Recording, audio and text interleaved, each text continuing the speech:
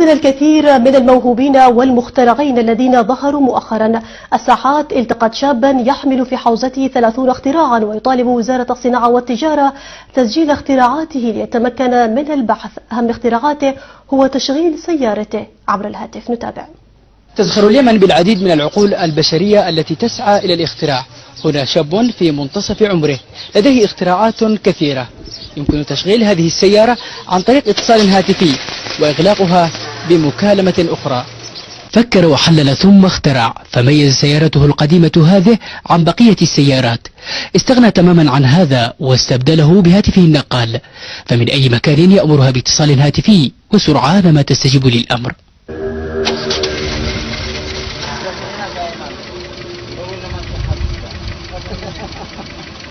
تأمل الرجل كثيرا وبعمق، فمزج التكنولوجيا الحديثة بالقديمة، فربط هاتفه مع محرك السيارة ليتحدى اللصوص، لكنه أبى الإفصاح عن الفكرة. إذا كشفنا عن ما هي أوجه التصميم تعتبر هذه الفكرة ليس فكرتي. الفكرة في تحليل ربما تعتمد على مبدأ تنفيذ الأوامر عبر الموجات اللاسلكية ومن خلال خطي اتصال.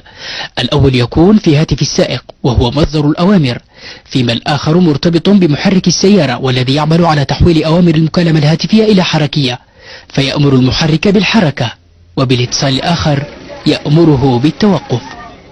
هذا الاختراع واحد من 30 اختراعا يحمله منير في حوزته. الدفاية المعدلة بالفحم والماء والكهرباء، دفاية غير هذا المدفاة اللي تعمل على احتراق المنازل وتعمل اشكالية واختناق. البطارية الذكية، بطارية بدون اصابع على جهاز حساس بين الاسيد، بحيث انه اذا نقص مادة الاسيد يعطيك اشارات يطبلون انه هناك خلل في البطارية.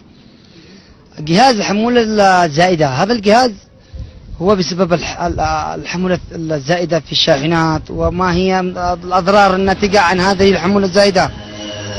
اولا الطريق، يعني نقول خسارة مادية واحيانا ينتج بشرية. يعني كل ما يمكن ان يحصل عليه منير هي براءة اختراع، بعدها سيعمل على نشر جميع اختراعاته، قال الرجل.